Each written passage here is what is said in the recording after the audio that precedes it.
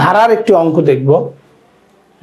1 + 5 + 9 + 13 plus up to এই যে এরকমের যে ধারাটা আছে সেই ধারাটার 15তম পদ বা 15তম পদ কত হবে? অর্থাৎ প্রথম পদ আছে 1, দ্বিতীয় পদ আছে 5, তৃতীয় পদ 9, তারপরে চতুর্থ পদ 13, এরকম করে করে 15তম পদ কত হবে।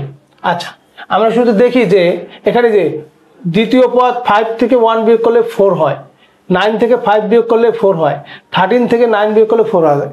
অর্থাৎ এটি একটি সমান্তর ধারা।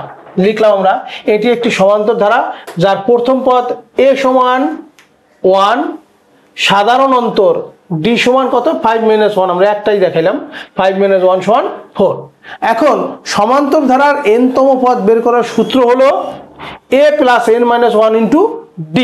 তাহলে আমাদের চাইছে 15তম পদ, তাহলে n এর মান কত? 15 বা 15। তাহলে এর মান 1, n এর মান 15 - 1 ইন্টু d এর মান 4 সমান 1, 15 - 1 হলো 14 ইন্টু 4, 1 + 56 সমান 57। তাহলে 15তম পদ কত? 57। আপনারা সবাই 20তম এবং 25তম পদ কত হবে সেটা বের করে দেখতে পারেন।